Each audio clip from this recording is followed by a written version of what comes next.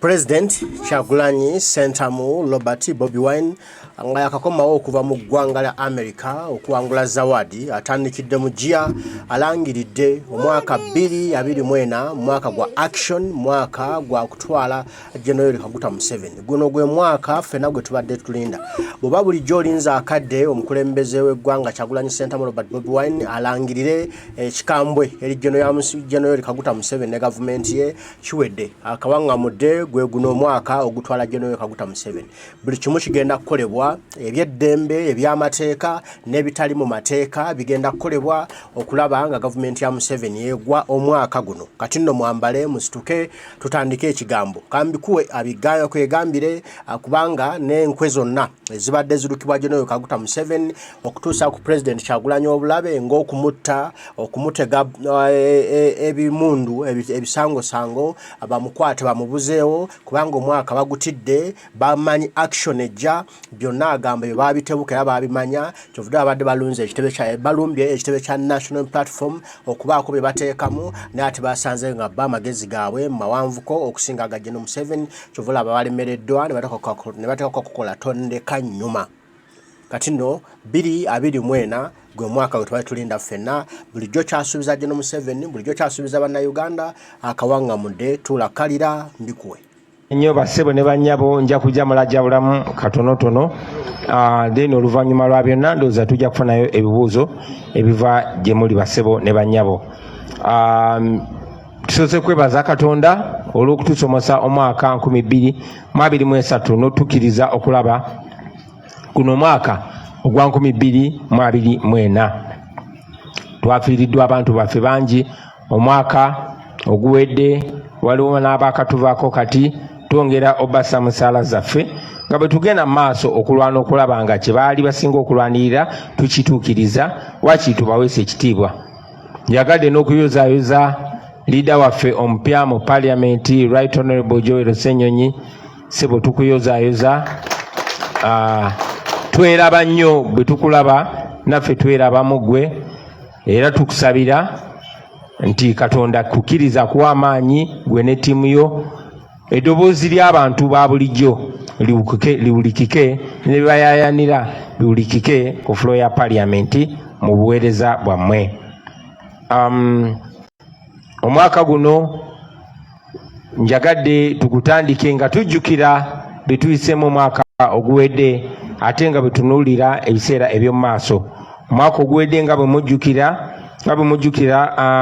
wabaddewo obubbi bungi naye ate obubbi obwasinga okukwata ejjembe bwe bubbi obwenyigirwamu Vice President wa Museveni, Prime Minister we Nabbanja, Speaker wa Parliament ne baminisita bangi nnyo nga bagabana ebintu ebyali birina okuyamba abantu ababonaabona ab'Ekaramoja omwali n'amabaati. Abantu b'Ekaramoja bwe baali bafa eno bano baali ku munyago kyannaku nnyo. Of course amawulire gatulaga nti abantu abasukka mu 9 be baafa enjala e Karamoja ate ng'era kye kitundu ekyasinze obwavu mu Uganda. Okuwamba abantu baffe kweyongera maaso mu mwaka oguwedde era ng'abo abaasobola okusumatuka ne bakomawo baatunyumiza olugero olw'ennaku ennyo omwali okutulugunyizibwa n'okukwatibwa okukakibwa okwekakaatikibwako ate nga okukwatibwa kuno tekwalula kwali ne ku basajja. Mujjukira nti omu ku bannaffe gwe bayita Alex Kayuwa yavaayo ye n'amalirira n'ayogera ebyamutuusibwako ng'omulenzi ono yatuusibwako ogw'obulisa amaanyi ng'ali mu CMI. Omulenzi ono abasajja ab'amagye bamwekakaatikako. Felix Kulayije yasirika busirisi ndowooza obuswavu bwamujjula ne gavumenti yaabwe yonna tebaavaayo kukyogerako. Be bantu be bamu abaali beefuula abavumirira obuseegu naye ate nga be basinga obuseegu beekakatika ne ku basajja bannaabwe nga babakutte. Ekyo tukyalinze Felix Kulayije omwogezi w'amagye okuvaayo okukyogerako naye ngera bwe mulaba obuswavu bubadde bungi nnyo bakyatya okuvaayo okwogera ku nsonga eyo. Tetugenda kulekeraawo kujjukiza bannayuganda bikolobero abasajja abo be bali mukola ku bantu baffe. bannaffe bangi bakwatibwa nga bwe muli Wumalu Magala bwe muli Muyodi n'abalala ne basibwa e Luzira era nga kati bakyaliyo nga bavunaanibwa okutuwagira bavunaanibwa okuba aba opposition naye ate nga tewali na due process egiri mugenda maaso. Mwalaba nti omwaka oguwedde Honorable Ssegirinya ne Honorable Ssewanyana bayimbulwa mukomera oluvannyuma lw'okumala mukomera ennaku 524 ebbanga erisukka mu mwaka omulamba nga bali mukomera bayimbulwa naye ate bannaffe abalala omuli Olivia Lutaya Machete Seguja n'abalala bo bakyapoziteza mu makomera bakwatibwa ng'okulonda kwa 2021 kwakagwa ne basimbibwa mu kooti ey'amagye newankubadde si bannamagye naye paka kati omusango gwabwe tegutandikanga kutojjera. Twalaba omwaka oguwedde nga bannamawulire baatiisibwatiisibwa abamu ne basirisibwa. Twalaba bannaddiini bangi omwaka oguwedde nga baatiisibwatiisibwa abamu ne basirisibwa ate abalala ne babaleetera okubulira enjiri ng'ekirungi kye bafuula ekibi ate ng'ekibi kye bafuula ekirungi. Tulabye ebyenfuna by'eggwanga nga byonooneka n'ebyenkulaakulana nga byonooneka olw'obuli bw'enguzi n'obwenkola etakwatagana na mu nkulaakulana bw'erina kubeera. Olunaku lwaleero Uganda mu mawanga gonna agali mu nsi agasuka 108 Uganda ya 38 mu buli bw'enguzi. Twegamba Uganda esingako ensi 38 zokka obutalya nguzi. Memuli za Afghanistan, memuli za Central African Republic n'endala. Kwegamba mu zi failed state bw'oba obala Uganda ya 38. Omwaka ogwedde nga gunaatera okuggwako mu linnya lyaffe mu linnya ly'abaana bammwe triliyoni 7 mu wiiki emu. Triliyoni etegeeza biliyoni 1000, biliyoni etegeeza miliyoni 1000. Olunaku lwaleero buli munnayuganda nga otaddeko n'omwana ow'olunaku olumu abanjibwa miliyoni 2. Bw'oba wazadde kabebiko nga ka lunaku lumu oba ka wiiki bakabanja miliyoni 2. Ezo sente zonna zeewolebwa naye nga zibulira mu buli bwanguzi oba nga zikozesebwa ku mafamily ya Museveni ngeri comfortable ng'enyumirwa. Mwalabye mwami Museveni balonda abasajja be ba Yesman aba NRM okulembera akakiiko k'ebyokulonda, akakiiko akolina okubeera akeetengeredde naye yayodde kayolawe n'ateeka mu kakiiko ako kwegamba ensonyi zigenze zimuggwako kati akyaswala mukitegedde mangu. Naye newankubadde bino byonna bigenda mu maaso twagaana okuwanika, twagaana okussa omukono. Tukyakiriza mu Uganda empya, tukyakiriza tetujja kulwanyisa n'embeera era tujja kugiwangula. Mwalaba omwaka ogwedde bwe twatalaga bwe twakola NUP country wide tour, obukadde n'obukadde bw'Abannayuganda baavaayo okutulaga obuwagizi, okutulaga nti bakkiriziganya ne meseji yaffe n'obubaka bwaffe obw'okwenonola. Bwe twalonkinga ofiisi yaffe eno ey'ekitebe ekikulu, abantu bangi mu 10,000 baavaayo okutulaga obuwagizi. Twalaba n'obuwagizi obw'enjawulo obuva mu Bannayuganda bannaffe abali ebweru w'eggwanga abakolera eyo n'abawangalira eyo, kw'ossa n'emikwano gya Uganda abatali Bannayuganda naye nga bayimirira naffe mu kulwanirira eddembe lyaffe. Omwaka guno oguwedde twatongoza ne documentary film yaffe. Luno olutambi basebo ne bannyabo twalukwata si firimu nzanye wabula ebyaddala ebyagenda maaso bye tuyiseemu nga tulwanagana ne Museveni naddala mu kalulu aka 2021. Mumanyi bulungi nnyo nti Museveni abadde afuba nnyo okulaba nti ebintu ebibeera wano e Uganda tebifuluma. Ensonga lwaki intaneti bagijjako, ensonga lwaki bannamawulire babakuba emiggo, ensonga lwaki atya nnyo kamera. Ate mbadde ngamba ti kamera yo kyekyokulwanyisa ekyasinze okubeera ekyamaanyi ky'olina. So twafuna omukisa ne tulonkinga documentary eno era netufuna n'omukisa negenda ku lutimbe gaggadde lwe bayita National Geographic Channel. Basebo ne bannyabo twafuna omukisa nti eno documentary kubanga yali yabyewuunyo abantu bangi mu nsi yonna abalala kyebaali tebasuubira eno documentary yagenda mu maaso ennaku 2 eziyise newangula award eya Cinema Eye e New York. Gye buvuddeko yali yawangula ne award ya mu awards ebayita International Documentary Awards. Nyina n'essanyu bategeeza nti eri ku lukalala lw'ezo ezirondobwamu mu awards eza Oscars. Kitegeeza ki kino? Kino kitegeeza nti eno firimu eyakwatibwa, kitegeeza nti luno olutambi olwakwatibwa ne lutabaala ensi yonna ke Kazito lye sekonde erikyasinze okubwa mu 7 bukyanga bawambansi yaffe mu 1986. Nga bwe mbagambye nti aspendinga sente nyingi nnyo okwetoola eggwanga, okwetoola ensi yonna ng'asasula zi lobbyist companies ez'ebbeeyi.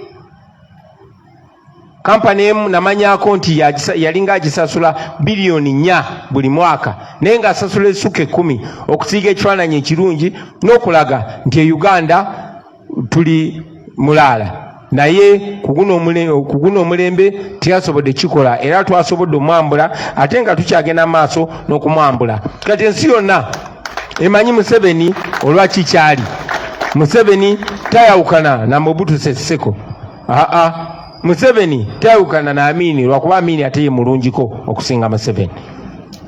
Museveni ensi yonna etegedde kikyali ate nga tukyagenda maaso n'okumulabisa. Naye ate ekyo tekimala, tukyagenda maaso okwelwanako n'okulwanira eggwanga lyaffe kubanga ate 2024 yalinga alaga nti ate ajja kuba wambirigo n'okusingawo. Guno omwaka gwatandise n'ettemu lye mbagambyeko eryabadde ku muyimbi munnaffe gwe bayita Kato Hussein amanyiddwa ennyo nga Black Ice eyatemulwa mu nju yaabwe e Kamoocha nga lumu, ekiro ekyakeesa nga lumu. Of course poliisi yategeezebwa naye tewaali kunoonyereza, tewaali ripooti yonna era ne bigenda nga bwe musuubira poliisi ya Uganda bwe yeeyisa. Twalaba n'ettemu lye baatugamba oba obulumbaganyi bwe baatugamba bwe baalumba Pastor Bugingo, driver we oba omukadde w'ekkanisa we oba omukozi we oba bodyguard we oba assistant we, baatugamba bingi naye ng'ekikulu twamanya ti musirikale wa UPDF era wa SFC. Ekyenjawulo ku bulumbaganyi buno nti obutafaananako nga ekibadde mu bulumbaganyi obulala nga wabaddewo okunoonyereza okw'amaanyi, okubuuza ebibuuzo bikakali oba okukwatibwa. Ku mulundi guno tewabadde ebibuuzo bikakali byabuuziddwa, tewabaddewo muntu yenna yakwatiddwa okuggyako nti amagye gaavuddeyo ate ne gawoninga bannayuganda naddala abali ku social media obutayogera ku nsonga eno. Well, tekyewuunyisa kulaba nti bannayuganda abamu ate bo basazeewo okunoonyereza bakutwale mu mikono gyabwe.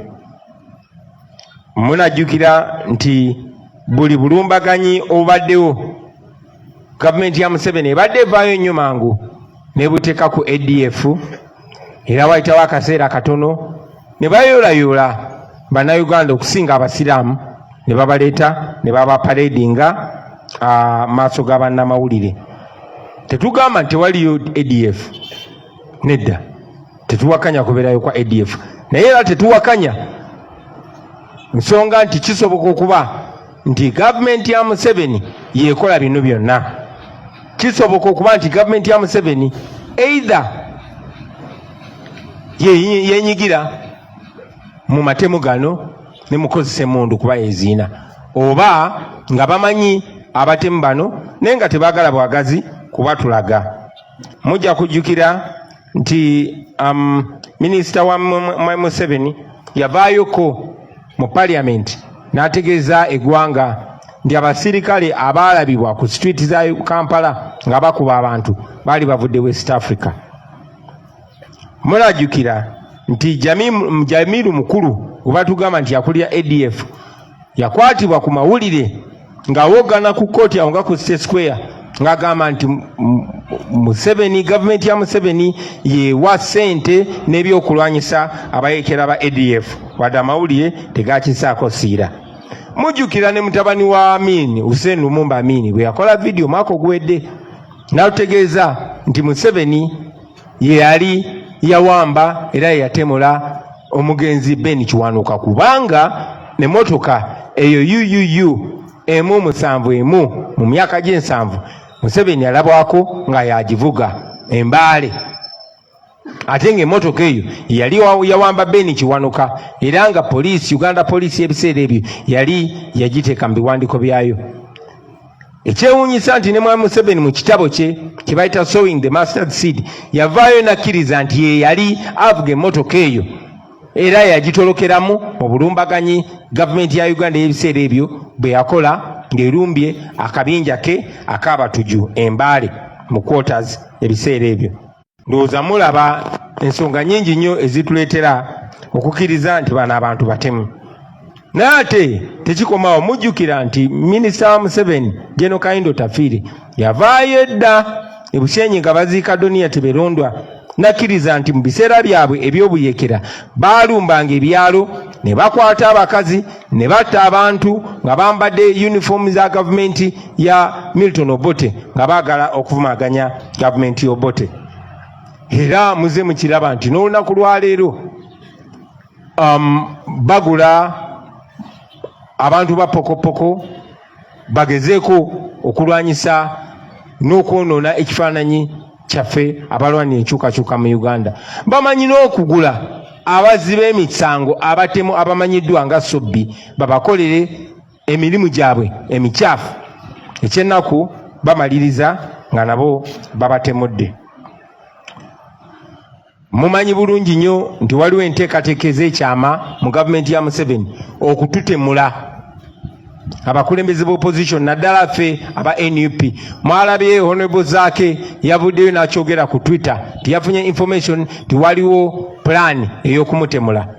Mujjukira omwaka oguwedde bwe twali ku national tour yaffe titwalina okugikatinga short, twalina ogiyimiriza nga tuli Kabale tukomewo nga embassy ey'omu ku mawanga g'e Bulaaya etubiddeko nti waliwo plani ey'okuntemula ey'okunkuba amasasi.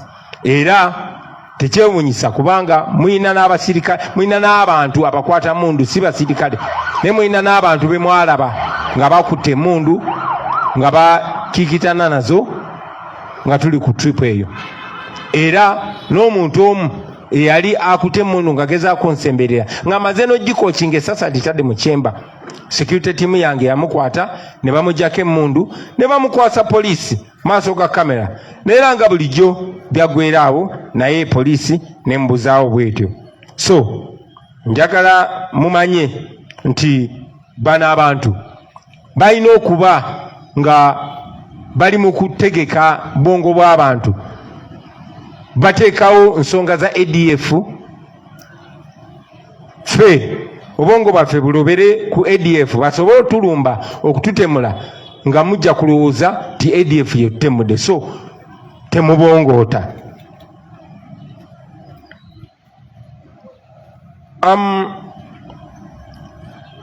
Nkyogeddeko era nziramu nenkyogera nti gavumenti ya Museveni bwe basi etemula abantu emanyi abatemu, kubanga sente z'omwomusolo ezisukka bilioni 5.2 za spendingibwa in fact ya 4.5 za spendingibwa okugula zi cameras okuziteeka ku street za Uganda za Kampala zonna n'ebitundu ebyetoolodde n'ebibuga ebimu mu ggwanga, naye tewali mutemu n'omu gwe baali bakutte. Kitegeeza nti bamanyi abatemu oba nga tezikola bukozi. Ensonga endala muze mulaba nti omutitimbe n'omutitimbe gwa ssente gufulumiziddwa okuddaabiriza enguudo mu kaseera akatono kano ne bitundu ebirala, kubanga tulinayo olukiiko olwa non-aligned movement.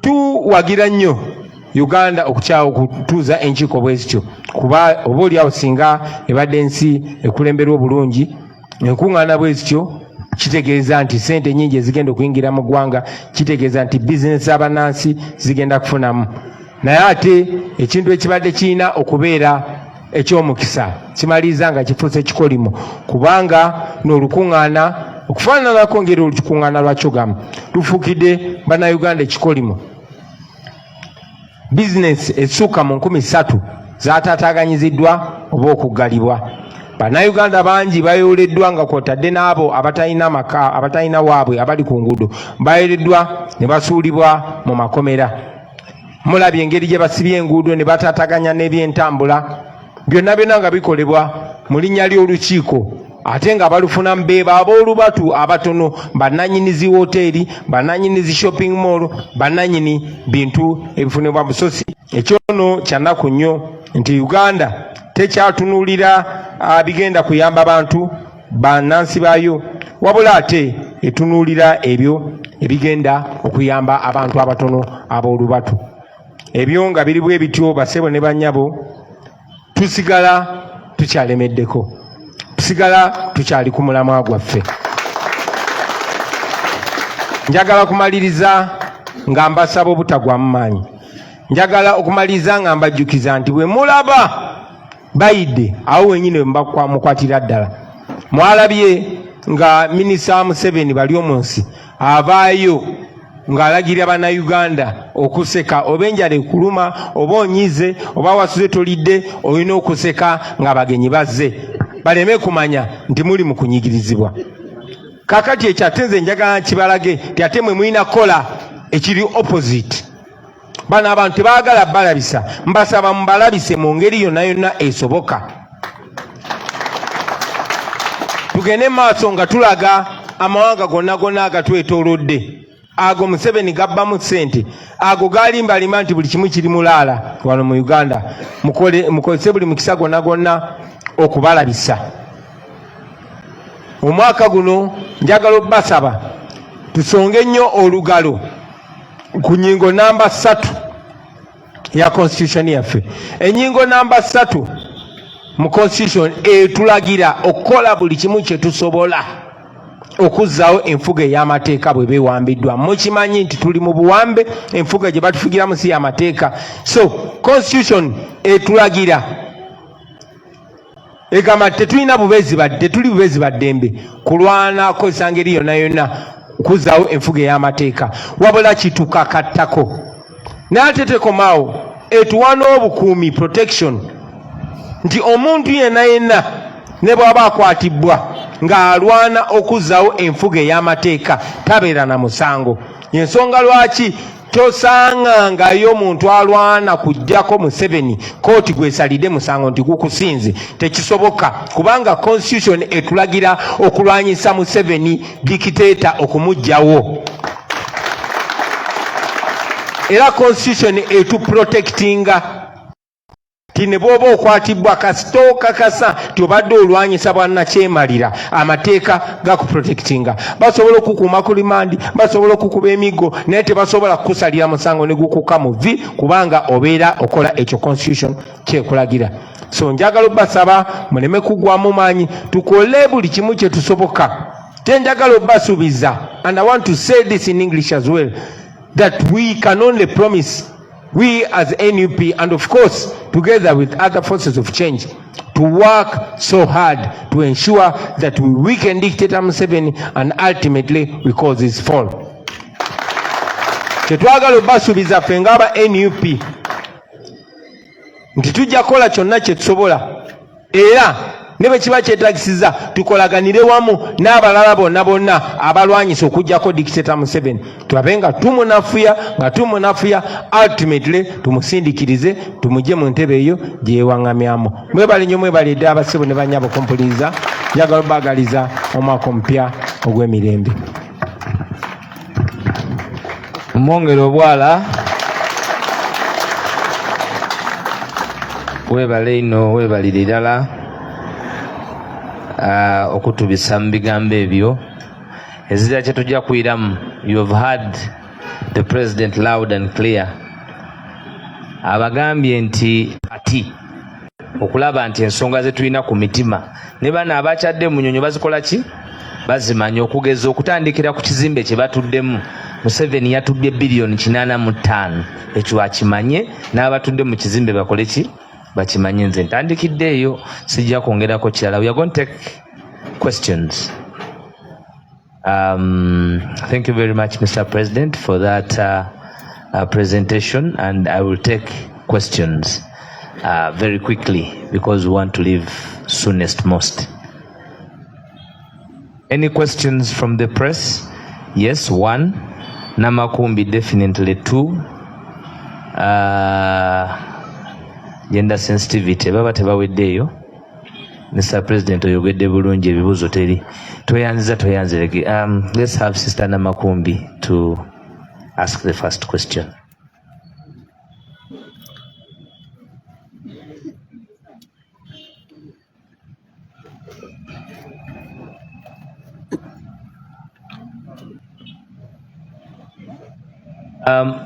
Warren?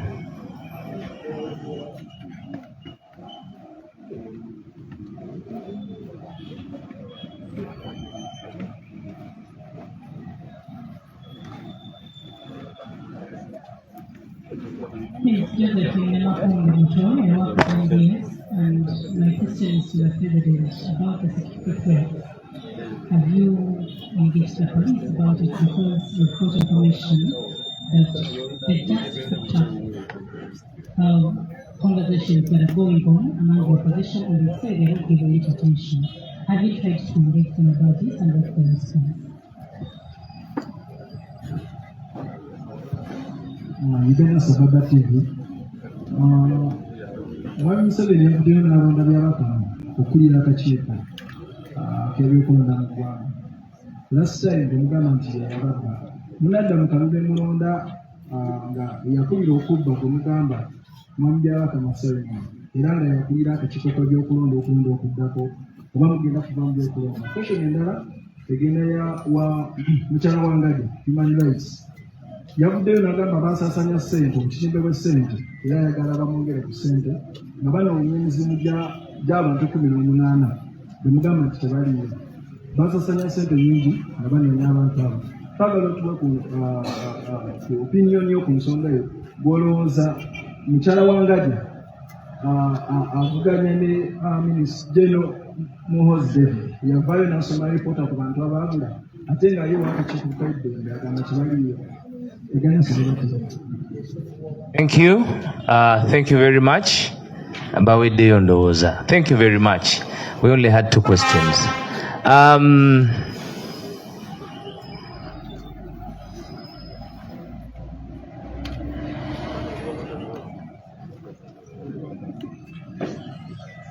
Okay. People power, our power, Mr. President, and all comrade leaders, the leader of our front in Parliament, and the rest of the leaders. I think I will just respond to the Wangadia question about the Human Rights Commission. Like we have repeatedly said, Mariam Wangadia seems to have a problem we don't understand, because you cannot be a leader, later on a chairperson of the Human Rights Commission, and you are behaving in that manner. First of all, the Uganda Human Rights Commission, as you all know, we filed a case indicating all our people who are missing. From some disappeared, of course, in 2019, 2020, 2021. And as you know, many of them are still missing up to now. You all recall that at first, Mariam Wangadia released a statement in which she said that our people did not have IDs, that what, and we took all these documents to the Human Rights Commission. You remember, we went with all these people to file all those documents. Some had national ID, others had passports and other documents.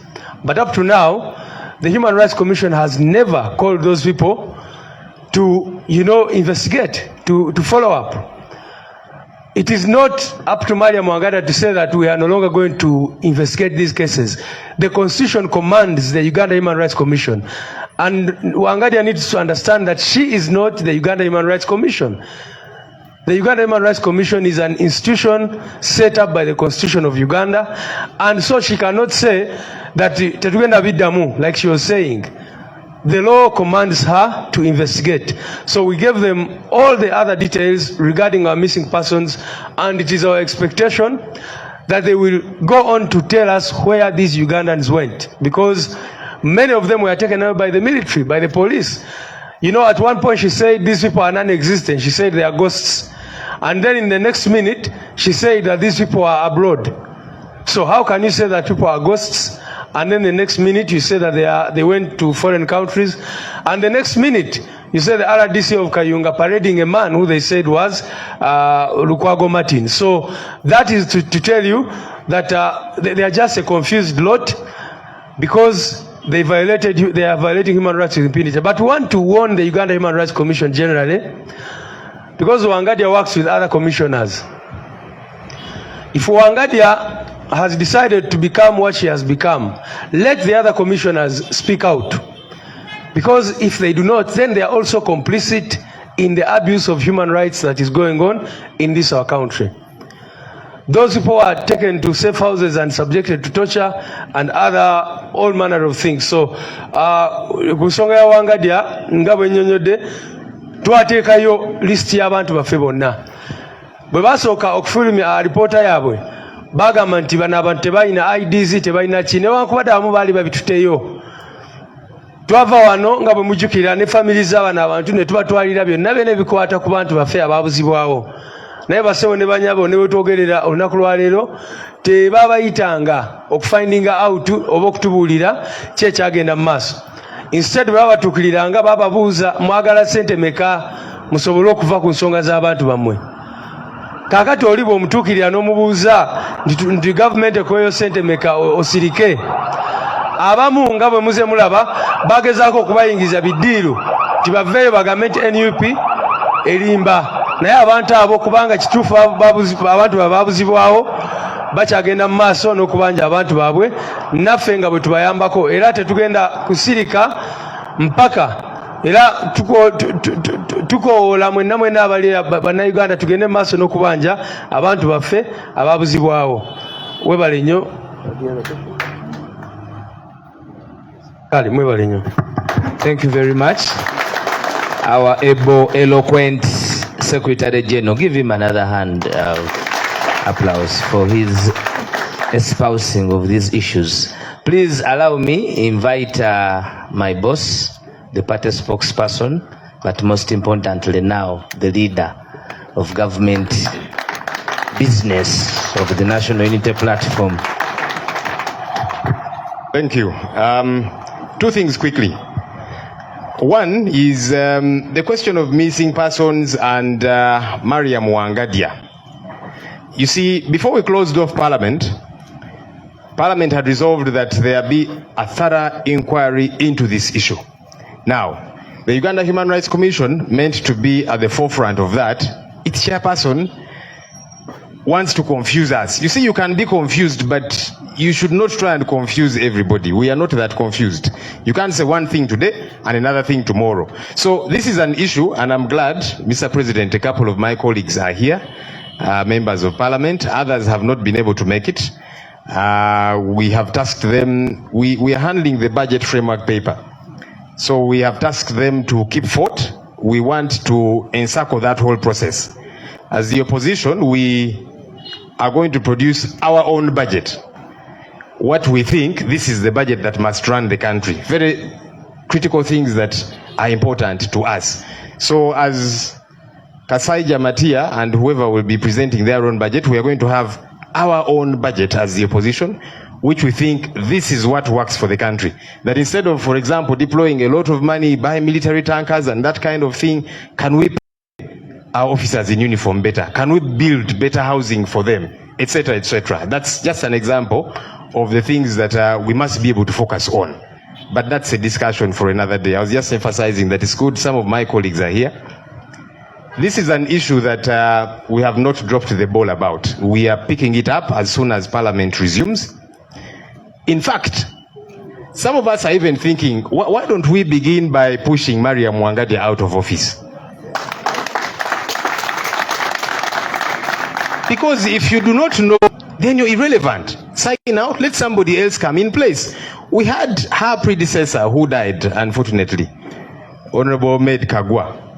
He was a fairly sober man. He's somebody that would pick interest in issues of human rights, try and follow up. This one has clearly showed her partisan nature. She keeps saying, you know, those things are lies, it is Chiwanyi, it doesn't exist, and so on. We think that she's incompetent, and we might choose to say that, you know what, let's first push her out and get somebody who is sober. You know, she has also complained a couple of times and said, I even fear my own commission meetings. Some of the people therein hold guns and that kind of thing. So we think that there's a problem with that commission and we need to sort it out. But you can be sure we are going to start from where we stopped, because issues of human rights violations, people missing, it is important. We cannot keep quiet about these issues. The second issue is to do with the EC appointees. Yes, the discussion has been out there and we have seen the people that have been appointed. You know, in the run-up to the last election, there were actually some electoral reforms that were passed. One of which, according to these people, a brilliant idea that dawned on them was to change the name of the Electoral Commission from Electoral Commission to Independent Electoral Commission. Because according to their thinking, that would make the Electoral Commission independent. Doesn't make sense. You see, when you're a thief, it doesn't matter even if we baptize you a new name and we call you innocent, you remain a thief, even when the name changes. So those reforms did not make sense. Now, according to the Constitution, whether the name is attached or not, the Electoral Commission is supposed to be independent. It is supposed to be non-partisan. Now you're bringing people who just participated in the most recent election and you're bringing them to now be referees. How does that make sense? We are going to be on record, because it's important to be on record, that this is unacceptable. It cannot happen. As we raise our voices in Parliament, our hope is that the people of Uganda out there, you will raise your voices too, because this is your process. And some who have been saying, so what happens to the electoral process and so on? An election is a process, it is not an event. An election does not happen at the time you are casting your ballot. No, the process begins now with the appointment of the referees. And so we are saying,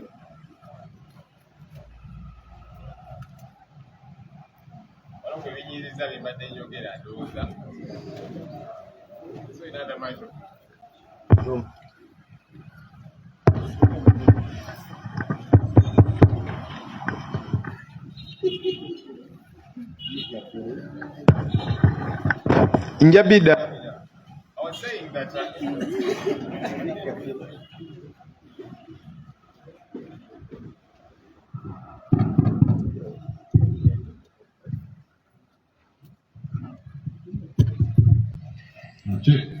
all right, so I was saying an election is not an event. An election is a process. An election is not that time when you're casting your ballot, basically. It is an entire process, which process begins now. I see people complaining again about the sound.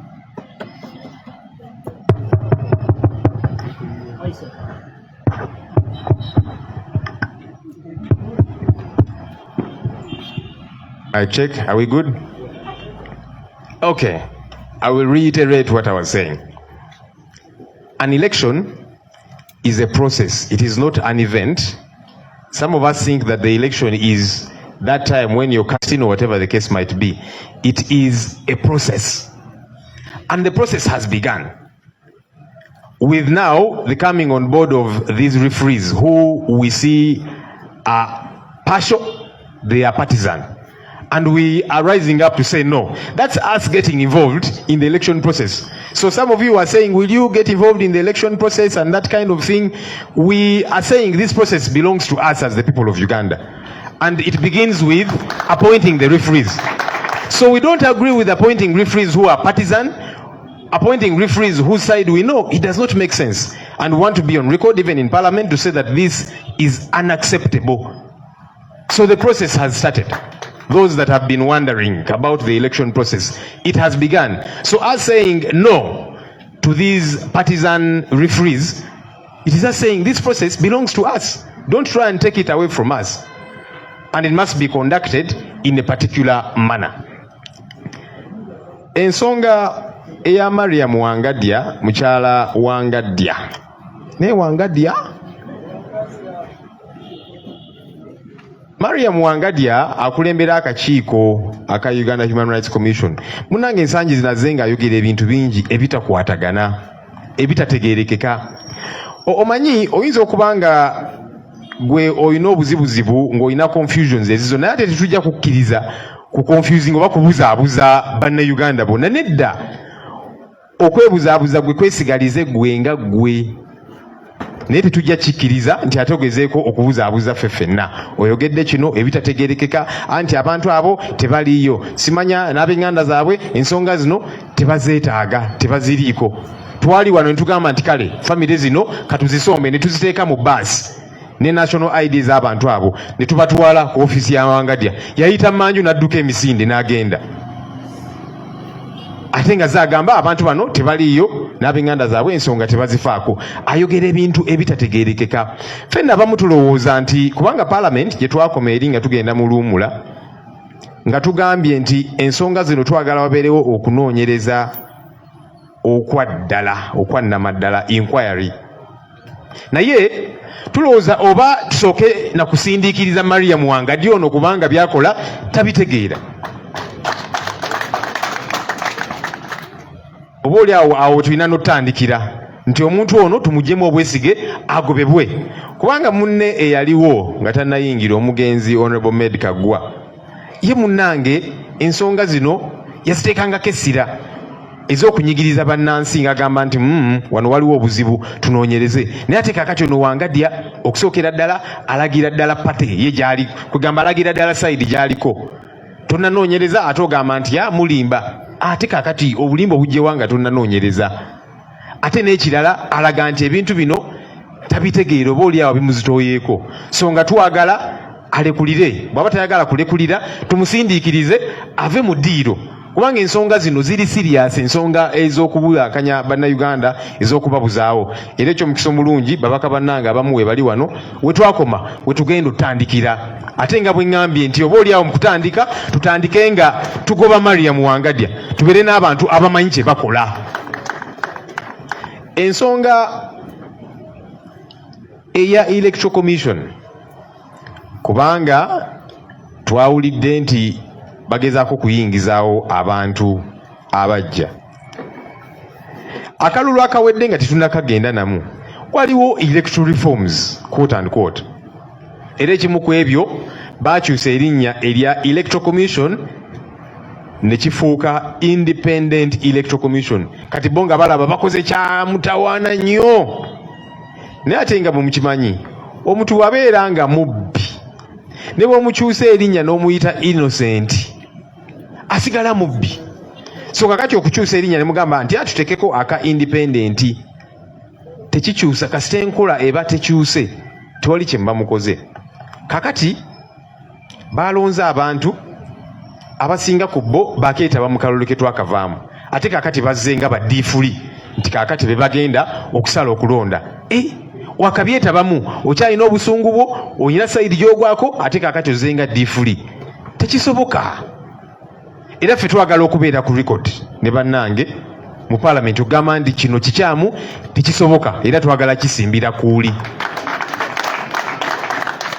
Ababadde babuuza nti kakati ensonga ez'akalulu munaakola mutya nga NUP naki, akalulu tekabeerawo mu lunaku lumu, tebeera event. Akalulu ebeera processi. Processi yatandise nga bayingizaawo baddiifuli. Kakati ffe tugamba nti akalulu kabannayuganda, era tugenda bakkiriza kukawamba. Kyovudde olaba tutandise okuyimusa amaloboozi nga tugamba nti bano baddiifuli bakyamu, twagala baddiifuli abategeerekeka, kubanga akalulu kabannayuganda ate nga kalina emitendera gye kalina otambulirako. So tugenda kukkiriza muntu yenna kutiisatiisa bannayuganda oba kubaga nti kakati mwebyo bululu ate mulina bibeeramu tebirina bakwatako oba ki. Obululu si wali ng'oli mu bokisi otiikinga. Akalulu tekatandikaawo, katandise kati. Era nga tugenda yimusa amaloboozi gaffe nga tugamba nti bano baddiifuli bwe mwalonze bakyamu, tugenda basimbire kuuli kubanga bebakola tebirina bwenkanya byebagenda okukola byebeteekerateekera okwasaganya. Ndowooza waliwo ebizibuzibu ebirala ebizibu pulezidenti yatera obiddamu ssebe w'ekitiibwa yangoddemu ebibyo ebizito.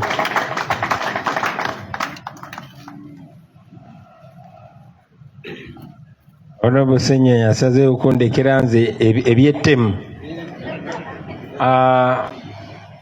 But we were asked about the threats to our lives, whether or not we've engaged police on the same.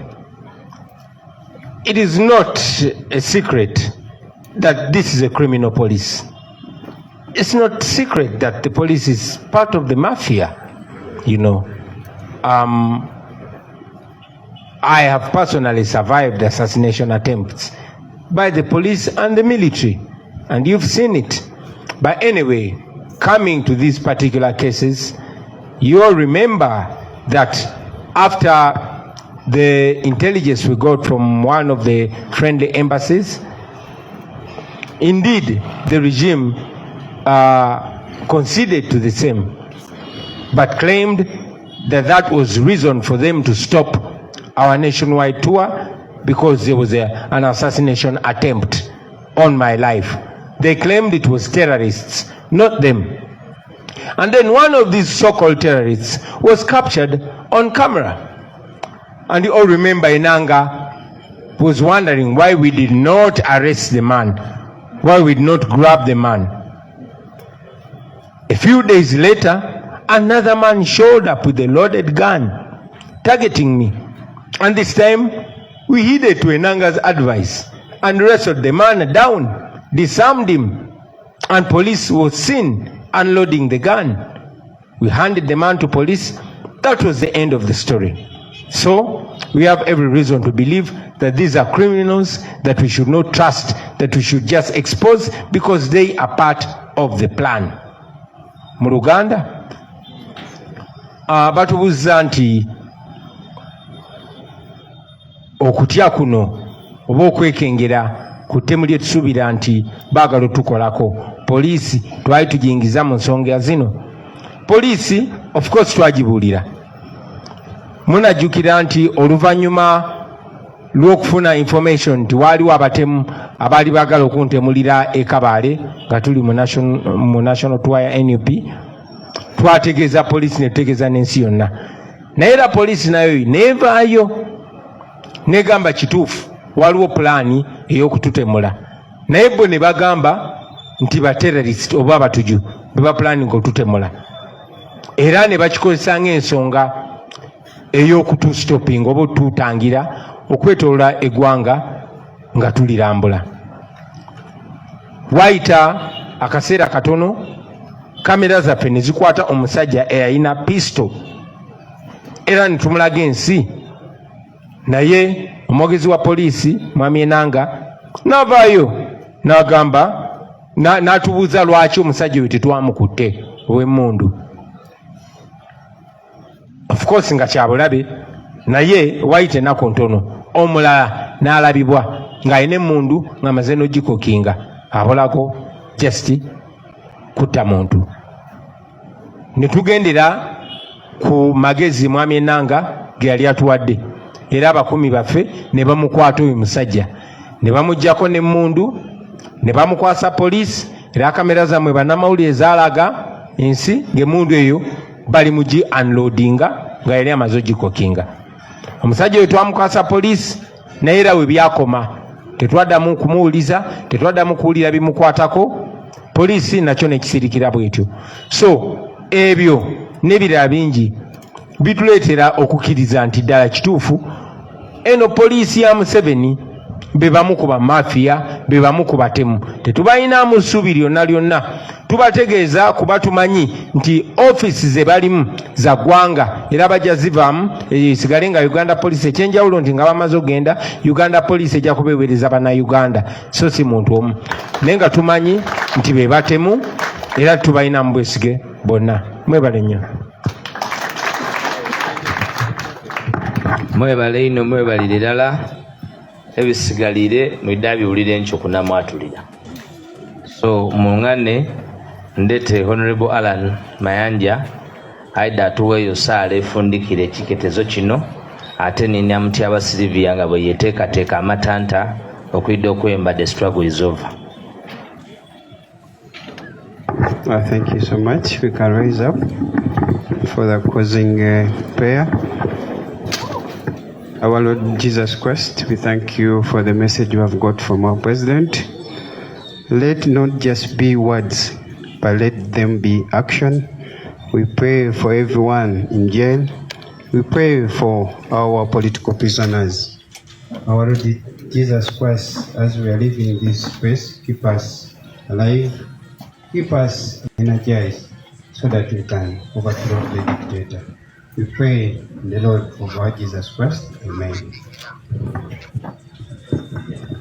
When the struggle is over, we shall wear the victor's crown. We shall We shall wear the victor's crown. When the struggle is over, we shall wear the victor's crown in the new Uganda.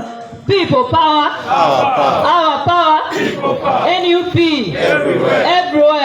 NUP. Thank you. Thank you very much. You can leave. We are glad we were joined by the speaker.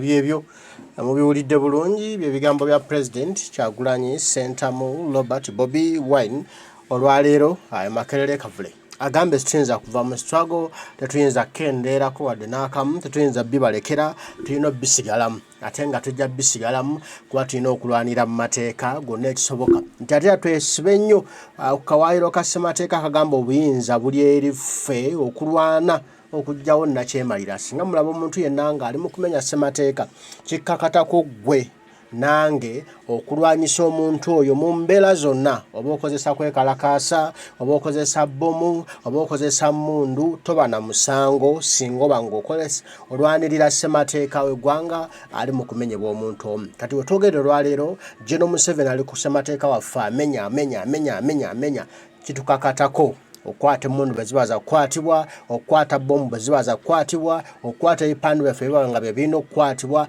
twekalakaase oba tulwana olutalo sinziggu tuprotectinge constitution y'eggwanga Uganda si byange bya constitution y'eggwanga yebigamba nti emmundu tuzikwate era bwe ziba nga zinayetaagisa President Kyagulanyi agambye nti nno gwe buli kyosobola ky'oba okola ng'olwanirira constitution kuba constitution ekuwa obuyinza obwo oba tolina musango gozizza tulwanirira constitution kati no General Museveni agira asibemu ebibye akole eddaame lye nga bukyali erifuluma erimwerekera kubanga wetugendawo ayinza obutafuna kadde kalikola bw'ata nalikola yandirikoze mangu kuba ayinza obutafuna budde bukola ddaame ate n'agenda bw'atyo nga talese ddaame mbagala nnyo mwenna abaliko abataayi mwe bali kubaako omukama Katonda Dunda Lugabanda Mugereka saba abankuumire tujja kuba tuddamu ebigambo tubyogere bataayi mweraba